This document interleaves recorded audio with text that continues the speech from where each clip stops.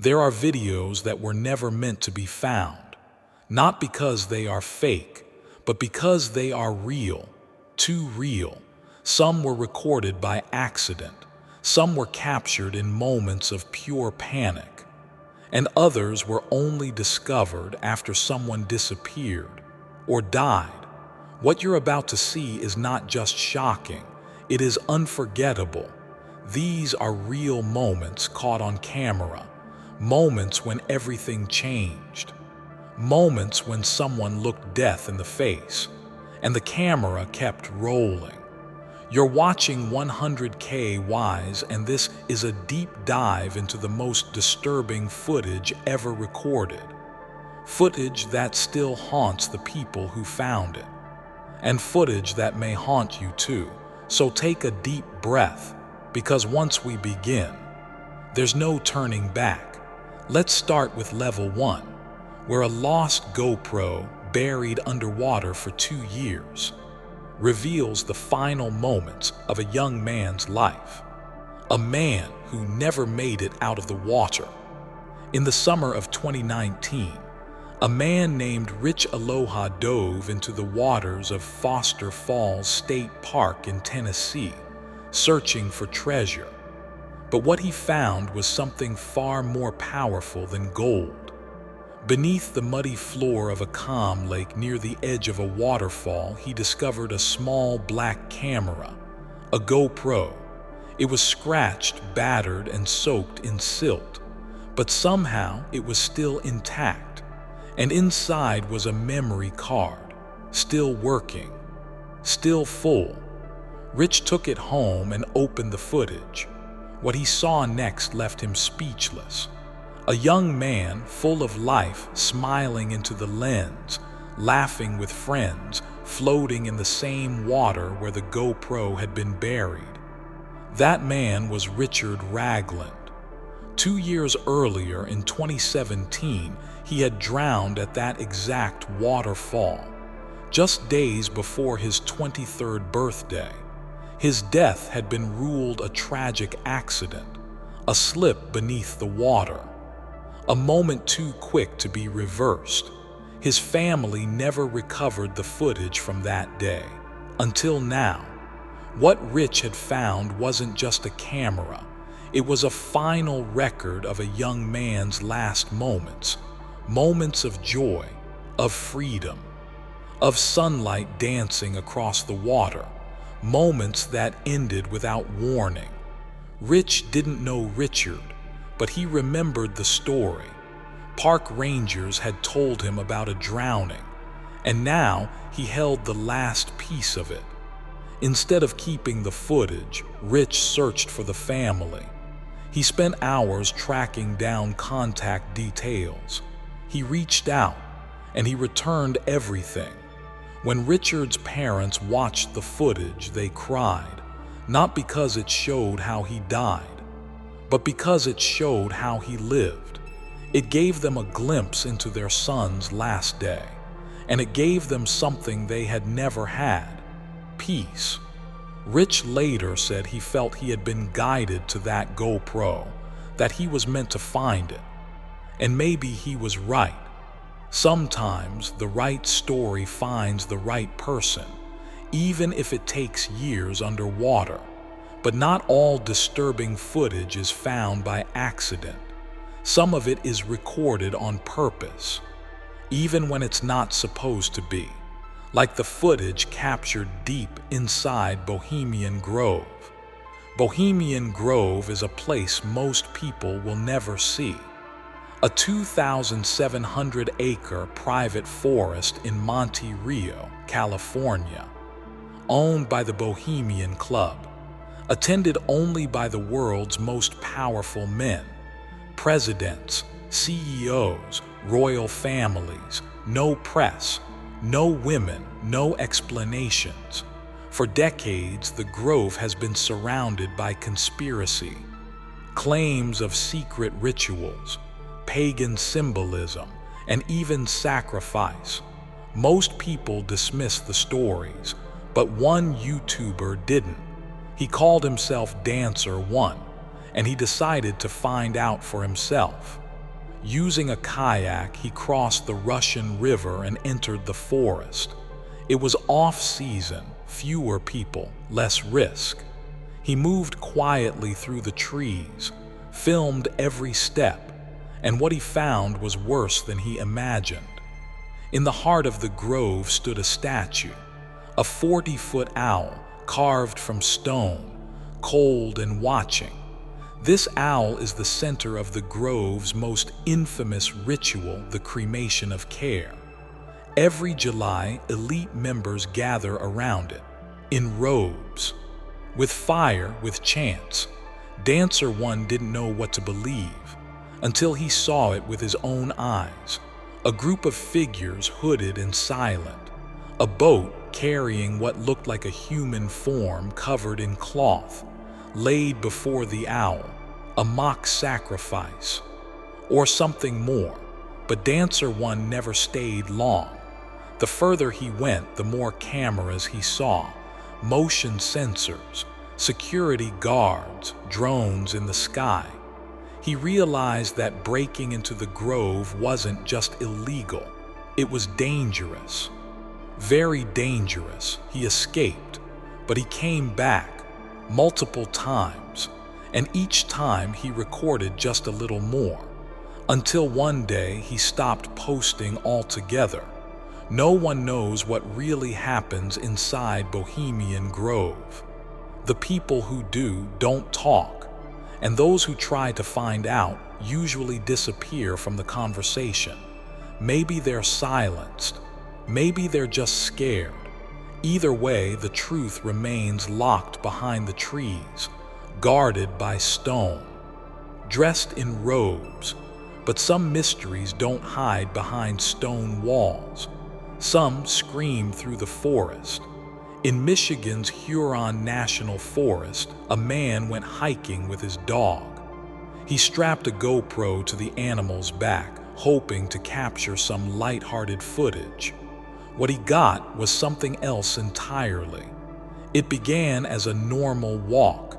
Trees, wind, leaves underfoot. The forest seemed calm, too calm. Then came the sound. At first it was faint. A whine, then a shriek, high-pitched, inhuman, piercing through the silence like a razor. The dog stopped, the man froze, and the sound grew louder, deeper, almost intelligent. Like something was trying to speak, but it wasn't a voice. It wasn't a coyote or a wolf or a person. It was something else.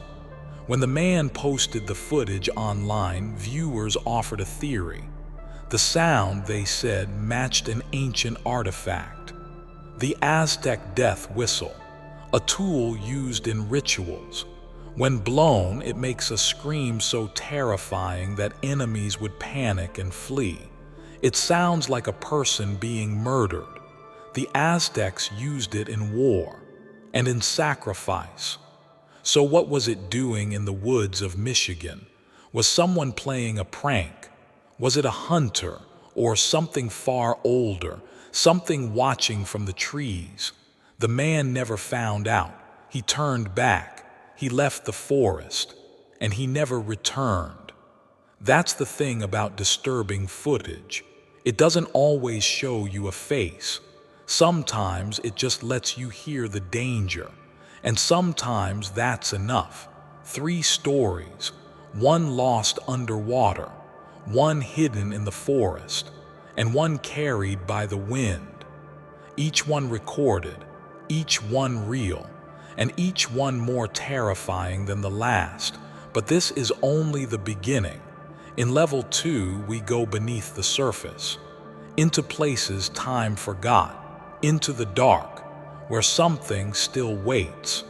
There are places that should have been left alone, places where time has stopped, where silence is heavy, and the air itself feels wrong.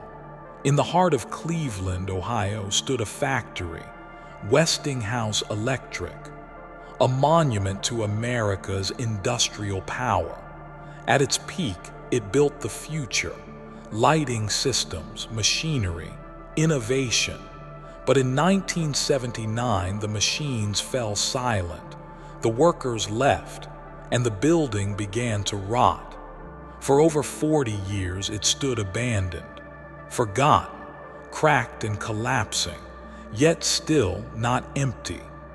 Urban explorer Chris Hill, known online as Herbex Hill, wanted to know what secrets still lingered in its halls. He came with a flashlight and a camera, but what he found wasn't rust. It was something alive. Before he even stepped inside, he heard gunshots in the distance.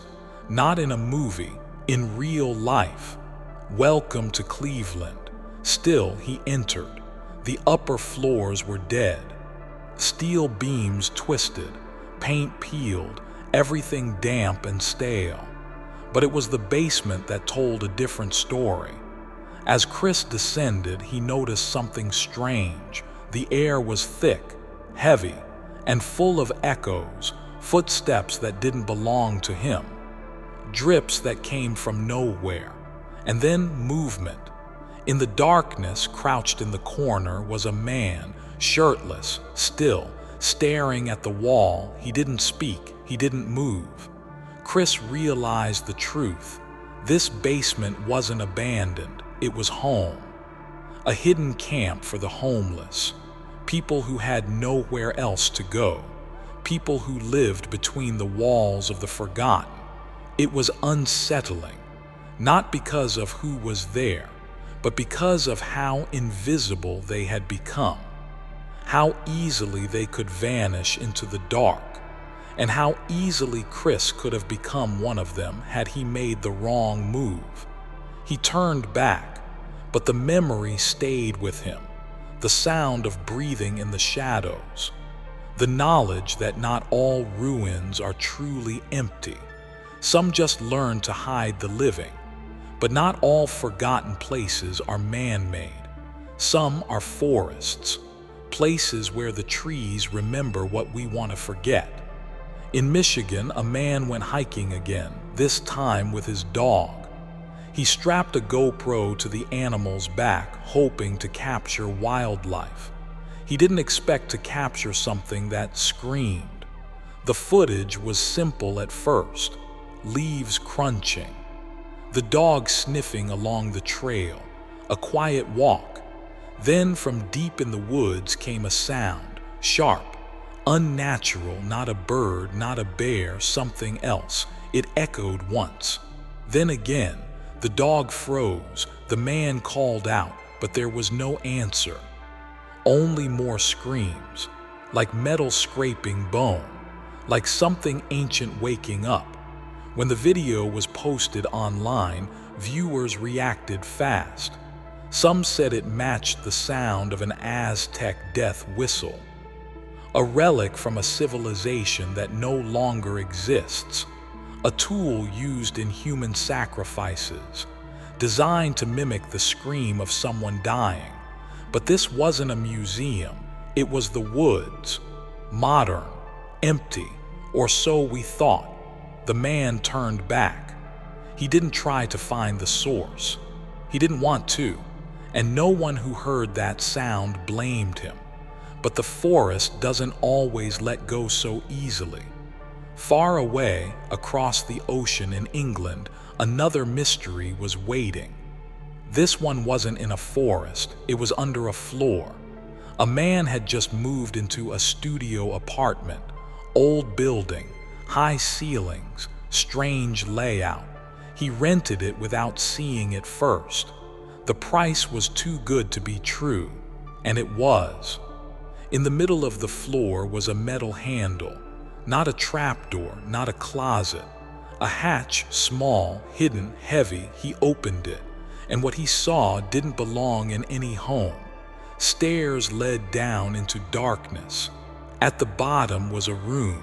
Stone walls, graffiti, a bricktop window, a trench with metal grates, and a seat made of brick. It looked like a basement, but it felt like a tomb. He kept exploring. The room kept going. More chambers, more shadows, more silence. There was wiring, light fixtures, old newspapers from 1984, signs that someone had lived or done something down there. Not recently, but not ancient either. There was no blood, no bones, but the design felt intentional. A ritual pit, a sacrificial seat, a place built for watching something or someone. No one had mentioned this in the listing. No one had warned him. And when he asked the landlord, they said nothing. Some places are abandoned, some are repurposed, and some are simply sealed shut, not to protect us from them, but to protect them from us. What do we do with places like that? Places that feel like they're waiting for someone to return. Maybe the question isn't what we do.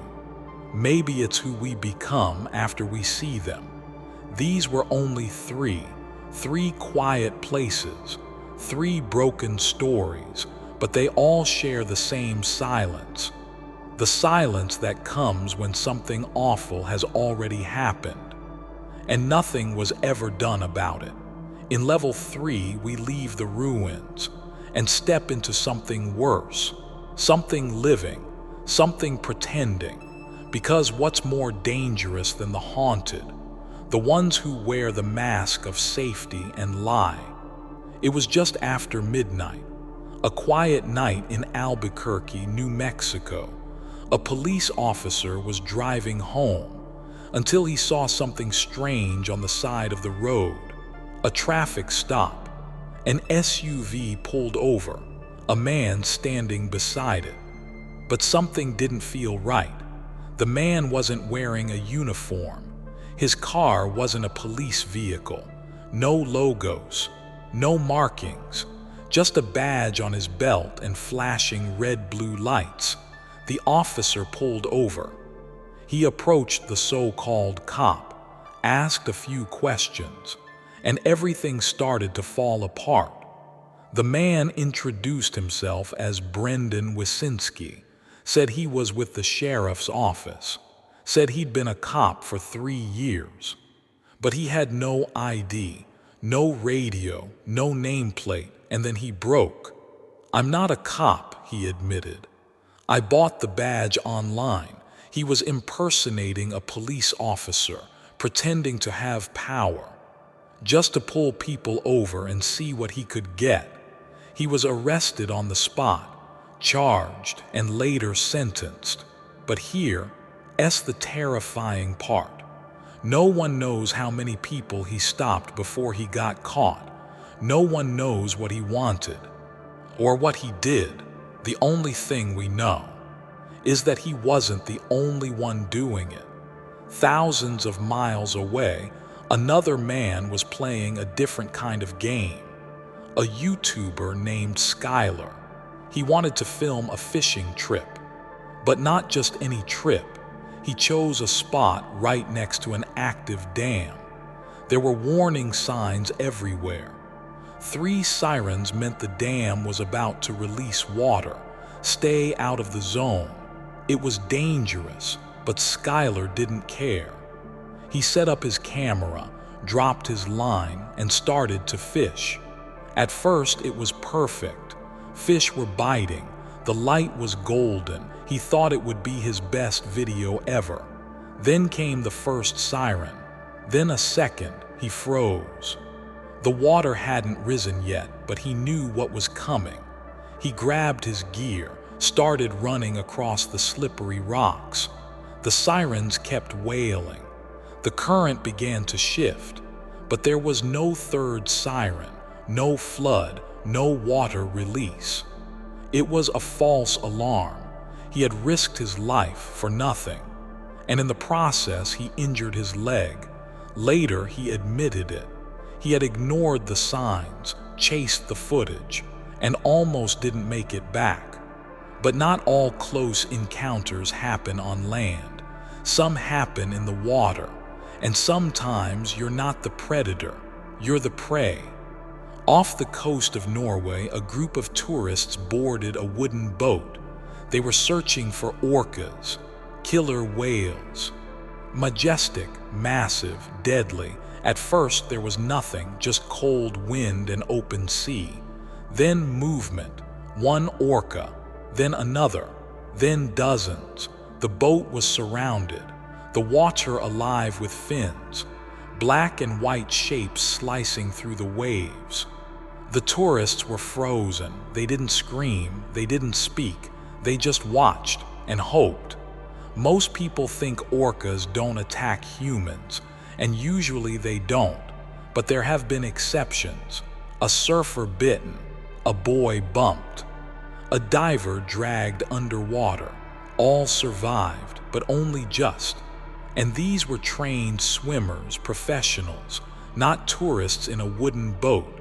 That day, the orcas passed by, peaceful, graceful, almost like they didn't notice the humans at all. But everyone on that boat knew the truth. If the whales had wanted to flip the vessel, they could have. If they had wanted to attack, no one would have survived. They didn't, but they could have, and that's what makes it terrifying. These three encounters seem different. A fake cop, a damn warning, a silent threat in the ocean. But they all share one thing, the illusion of safety, a world that seems normal until it is.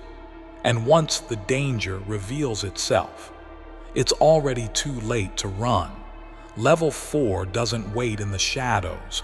It pulls you in, and then it disappears, because the next mystery isn't just about fear, it's about absence. And the silence that follows doesn't show what happened, it shows what never came back. It was the early morning of May 27th, 2018. Two young friends, Sophia McKenna and Spencer Mugford, decided to do something bold. They wanted an adventure, something simple, something fun. A short boat trip to the New London Ledge Lighthouse just off the coast of Connecticut. They didn't take a real sailboat. They used a 14-foot sunfish. No mast, no engine, just a paddle, and the idea that the water was calm. Around 2 a.m., Spencer posted a photo. It showed Sophia at the lighthouse. She was smiling. She looked safe. But that was the last time anyone saw her. Just a few minutes later, Sophia's mother received 7 missed calls from Spencer's phone. She was asleep. She didn't hear them. And by morning, both of them were gone. The Coast Guard launched a search. Helicopters, boats, drones. More than 2,000 square miles were covered. For days, the sea gave nothing back. 2 weeks later, Spencer's body was found, floating south of where they had launched. The cause of death, drowning, but Sophia was never found. To this day, she remains missing. No body, no answers, only memories, and a Facebook page kept alive by her family. Finding Sophia. Maybe the boat drifted, maybe it tipped, maybe Spencer jumped in to catch it. Maybe Sophia followed, or maybe something else happened. Something the ocean doesn't want to give back, we don't know. And maybe we never will. But the sea isn't the only place that hides the missing. Sometimes it's the forest, and sometimes it's 3 children. In September 2021, in the Sam Houston National Forest of Texas, 3 siblings ages 2, 6, and 7 went for a walk. It was a path they knew, a trail that connected their home to a friend S. But children are curious. They stepped off the trail, chased something into the woods, and then couldn't find their way back. As night fell, rain began to pour. The forest turned cold, dark, alive. The search began immediately. Police, rescue dogs, helicopters, volunteers, they scoured the trees for hours, calling, listening, but hearing nothing. The children, trained by their parents, did something brilliant. They stayed together, and they hid under a fallen tree. They didn't run, they didn't panic, they waited. The next morning, a local volunteer, a man who knew the forest, joined the search. He found them, huddled, wet, but alive. When the deputy arrived, his body cam recorded the rescue. 3 small voices, tired, but still full of hope. "Are you hungry? I want a cheeseburger." The deputy laughed. "Let's get you out of here." It was a happy ending, but a fragile one, because one more hour, one more storm, and it could have gone very differently. The forest took them and almost didn't give them back. But not all disappearances are people. Sometimes it's sound. And when it returns, it changes everything. 2 brothers were hiking in the Appalachian Mountains. They had discovered something odd during a previous trip. A pipe, just a pipe, in the middle of nowhere. No signs, no explanation. Just steel leading downward. This time they came prepared. They tied a string to a GoPro and lowered it in.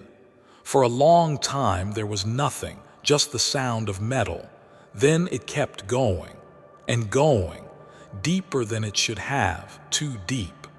Then came the sounds, breathing, slow, heavy, not wind, not water, something alive. They pulled the camera up, played it back, and heard footsteps below the earth, in a pipe with no bottom. When they shined a flashlight down, they saw metal at the base, a mirror-like surface, but the camera had never touched it. It had just kept falling, and the sounds kept following. They never found out what was down there. They never returned, and they never posted another video about that pipe, but it's still there. Still waiting, still breathing, missing friends, lost children, voices in the deep. This is not a level about monsters. This is a level about absence, about the moments when someone or something disappears and leaves us behind to wonder what happened.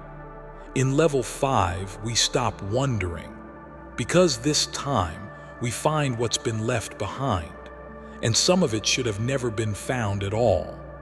Some mysteries hide in silence. Others leave something behind.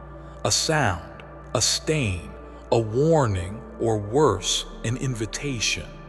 It was August of 2020. A man named David downloaded a strange app called Randonautica. It claimed to send users to random, unexplored coordinates, places that often felt charged, glitched, off. David was curious. He let the app generate a location near his town, a clearing in the woods, easy enough. He brought his phone and a camera and followed the pin. When he arrived, the air felt wrong, still, thick. The way a place feels right after something terrible has happened. In the center of the clearing was a small fire pit, cold now but recently used. Next to it, bras. Dozens of them, all hanging from tree branches, perfectly arranged. Below them, empty condom wrappers and a note, handwritten, asking for a name and a phone number. Most people would have walked away, but David didn't. He took a deep breath and wrote his number. He left it there and waited. Nothing happened that night or the next. Then a week later, he received a text. No name, no message, just an image. It was his house, photographed from the street, at night. He had never given his address, only his phone number. And now someone or something was watching. David deleted the app, changed his number, moved, and stopped talking about what happened in that clearing. But the question still haunts him. What was that place? A joke? A ritual site? a trap, or something far older, dressed in modern disguise. That wasn't the only place warning people to leave. In the late 1990s, a teenager named Chris was filming a school project. He was making a documentary about strange local legends, and one name kept coming up: Satan's Bridge, a crumbling bridge in rural Virginia, known for strange lights, dead animals, and sometimes bodies. Chris went there with a camera.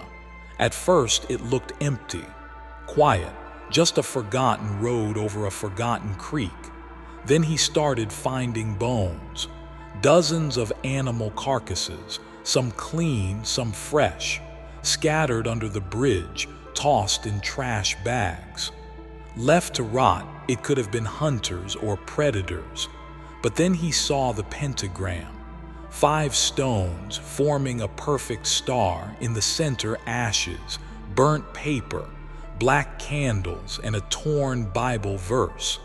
This wasn't random, it was ritual. And someone had done it recently. Chris kept filming, but he never showed everything. Out of respect, he said, or maybe out of fear. He later claimed he had seen actual bodies at the site, humans dumped like offerings, left beneath the bridge, as if someone or something demanded payment. After 2000, Chris stopped visiting the bridge. He said it changed, felt darker, more violent, and the people who used to gather there stopped smiling. Today, Satan's Bridge is a popular hangout for teens, mostly graffiti, broken beer bottles, whispers, but some nights you can still smell the candles, still hear the echo of footsteps under the stones, still feel the weight of something watching from beneath the bridge. But sometimes what's left behind isn't a warning, it's a mark. In 2020, explorer Rhythm Rider entered an abandoned house. He had done this many times before. But something about this place was different. The house was still full, furniture untouched, clocks still on the walls, mail stacked on the table, but the air was dead. He walked from room to room, beds still made, family photos on the shelves, dusty, frozen in time. Then in the living room he saw it, a walker, a cane, and beside it a stain shaped like a human body. It was dark, dried, soaked into the floorboards, and completely undisturbed. That's when he realized the woman who lived here had died, right there, alone, possibly days before anyone found her. The rest of the house supported the theory. Gun cases all empty, cabinets picked through.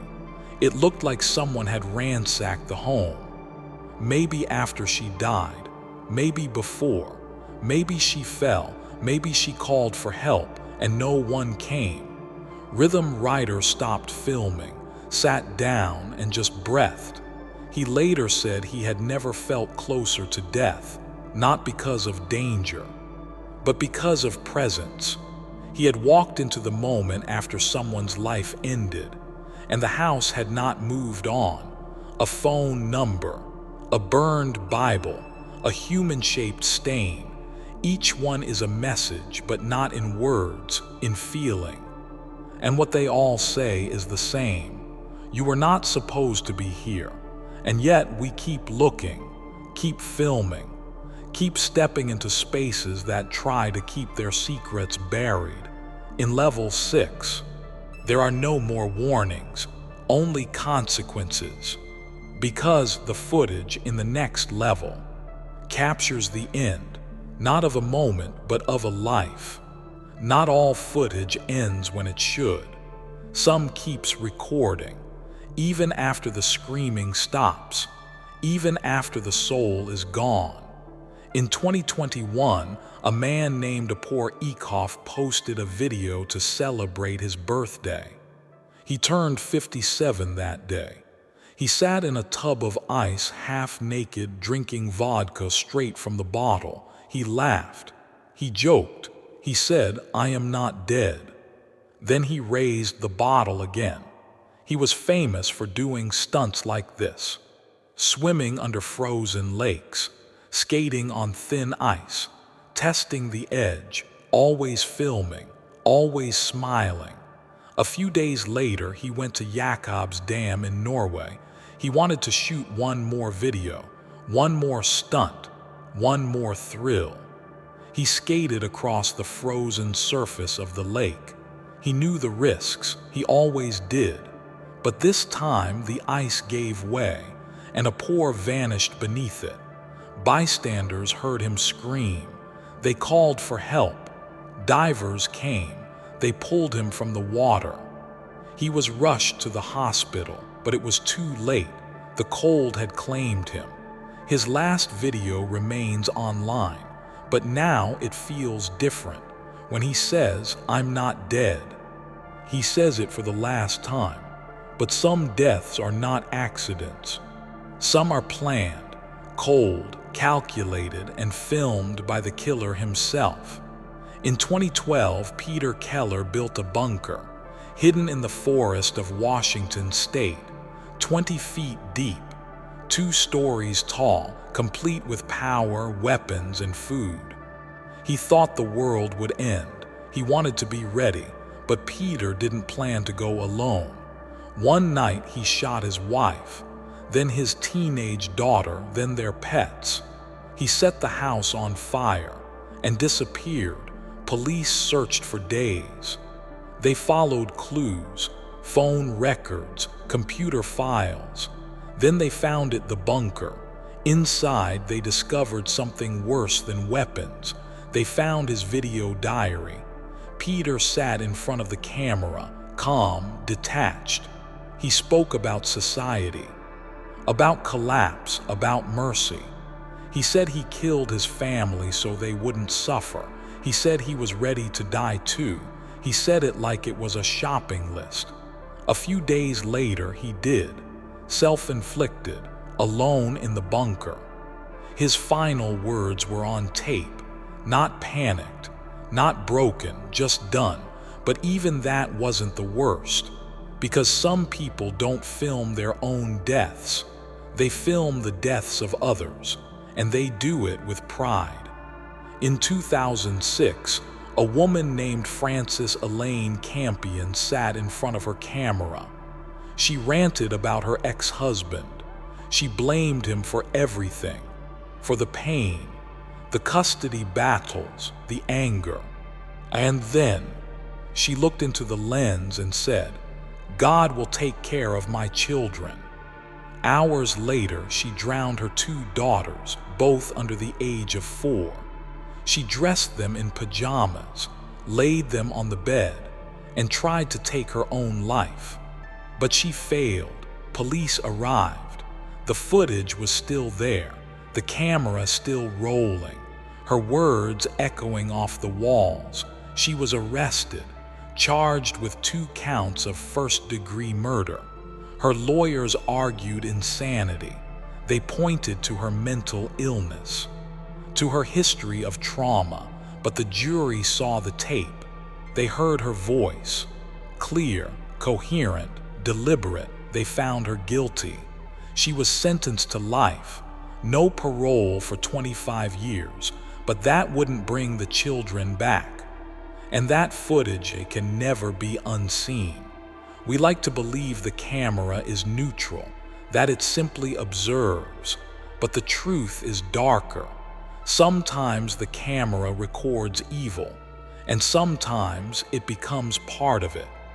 There are moments we were never supposed to witness, moments too real, too raw, too final, but we watch them anyway, because something in us wants to understand, wants to feel close to the edge, wants to stare into the abyss, just long enough to wonder if it's staring back.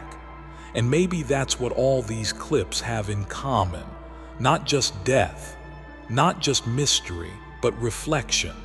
The reflection of our own fear, our own curiosity, our own fragile place in this world. Some cameras show the end, some show the moment before, but all of them remind us what it means to be alive. This was level 6, the deepest we could go. And if you're still here, then you've seen what most people turn away from. But ask yourself this: was it worth it? Because now, you can't unsee any of it. Some videos haunt us, not because of what they show, but because of what they make us feel. That sudden drop in your chest, the breath you didn't realize you were holding, the silence after the scream, and the question that stays long after the screen goes dark. What if these weren't accidents? What if these moments weren't just caught, but were meant to be found? Maybe it's a warning, maybe it's a mirror, or maybe it's just a glimpse into a world we're not supposed to understand.